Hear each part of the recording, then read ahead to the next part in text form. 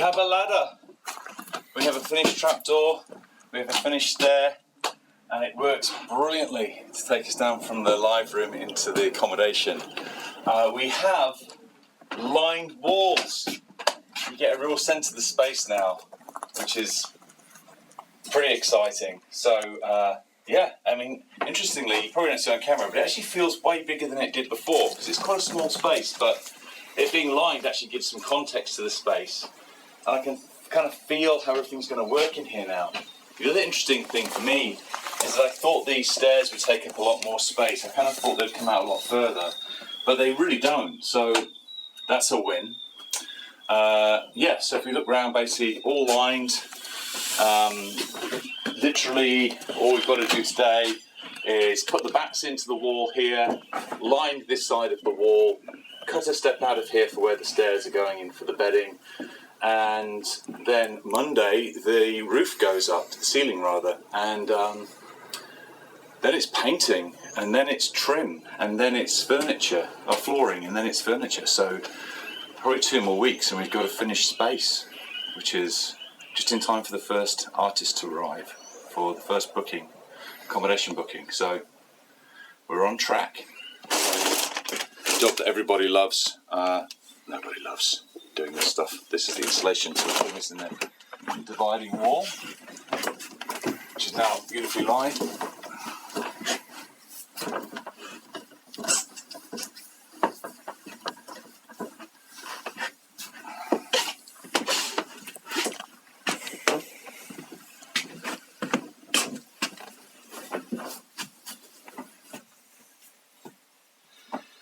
Probably not going to have a massive effect because the door that's going on here initially is just like a bifold door, but the TV's on the back of this wall, so kind of wanted to stop some of the sound coming through here in case someone's watching the TV quietly while people are in here trying to sleep. So yesterday, Steve and Keegan, I've done a huge amount of work as you can see, but we were looking at these beams, these incredible beams. And we were thinking initially that we would do them kind of quite dark, like almost like English cottage style, but they're just too perfect and nice. Excuse me, I've got the bats in my throat, like scratching my throat. But anyway, so Steve was leaving. He'd already was packing out, and he'd put the shellac and everything away. He's on these incredible stairs, and they're all shellacked. We found this tub, so Keegan and I thought it'd be a great idea to do a quick test on it, see what it looks like. Man, I should have been wearing a mask doing the bath. Dear me. So we quickly put a test on here. Wear a mask when you're doing bats installation, honestly. Anyway, and then Steve said, whatever you do, make sure that you apply it in one quick motion. And of course we hadn't. We just did a test part. He says, otherwise it's going to stain and you won't get it to look to match. Guess what? The first thing you see is us cocking up because we just did a quick test without applying it. So unfortunately we're going to have to sand this back again and reapply the first coat of shellac, compared to this one where we took the advice of the experts and did it in one go with a sponge, and obviously it's much nicer. That's the first coat, and it'll have 2 or 3 coats, and then it should kind of come up like those stairs. So yeah, it's should be a really beautiful feature.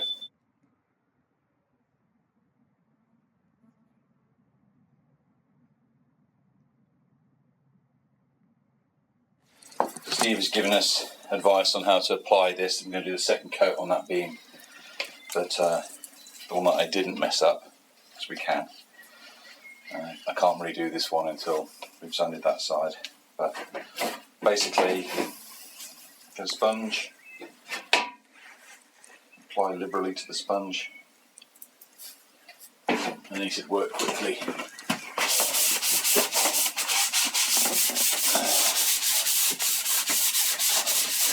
As quickly as possible.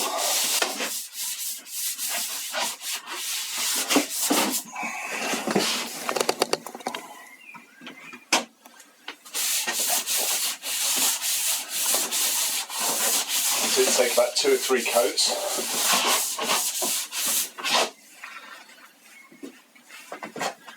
Got to wear gloves because the stuff's actually carcinogenic, it turns out.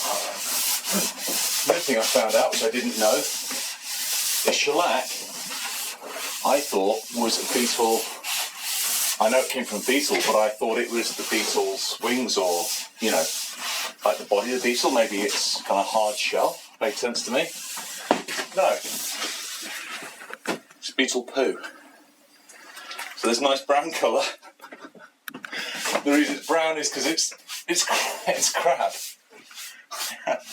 We're basically staining this wood with poo. Poo stain. Beetle poo stain. So if someone says, what finish are you going for? Beetle poo stain finish. Please.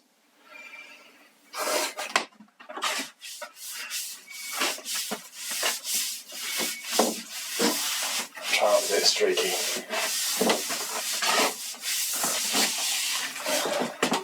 As we get it streaky, it stays streaky.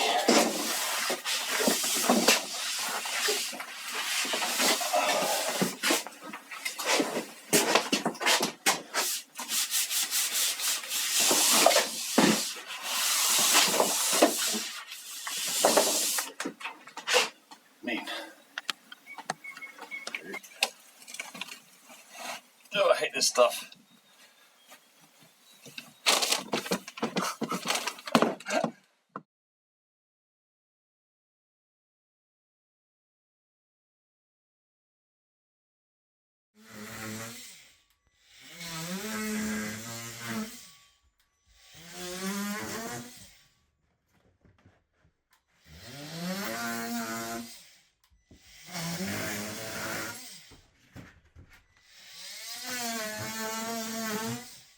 So mate, what are you doing?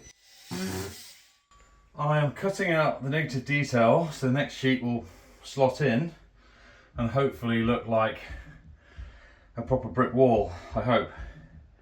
And we've been given pretty good instructions by Andy, the supplier, at Unique Productions. Andy's a legend. They do all this stuff for film sets and so forth. So basically what we have to do, cut it all ready, flip it over, apply the plaster, stick it up.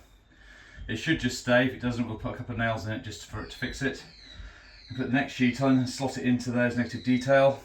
Once we've done that, then we basically get like a piping tool and piping plaster with some sand, and hopefully you'll never know we've even been there, hopefully, with a bit of luck.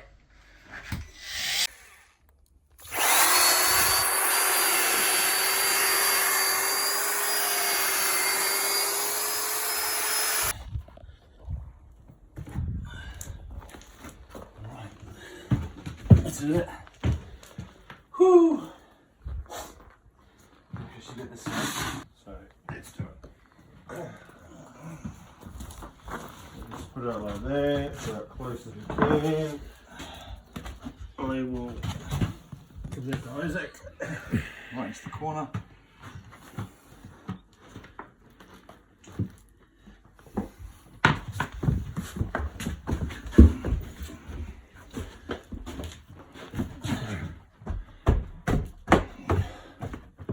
As you can tell, we're actually experts at this.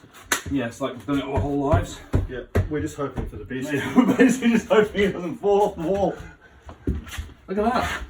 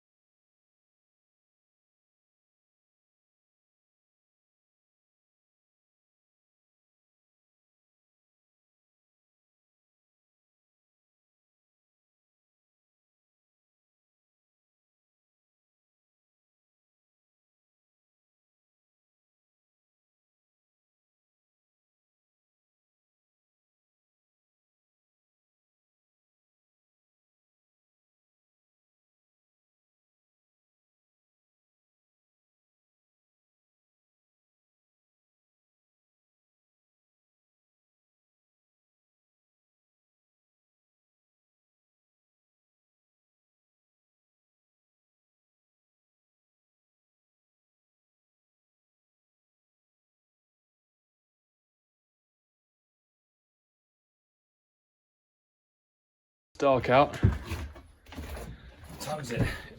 It is 6:45. Fuck, not doing too bad. Not too bad, though.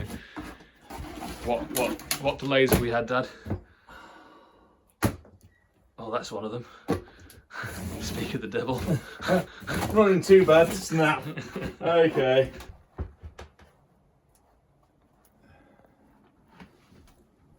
Last brick up. Just got to infill the rough grout tonight. Just needs to get this done so this ceiling can go up. Oh, this bit's up, but like around there. And then, yeah, come back, wire brush it, and do it with plaster and sand with the brush to get it to look more realistic. But just tonight, I just want to get the base one on my finger and then call it a night.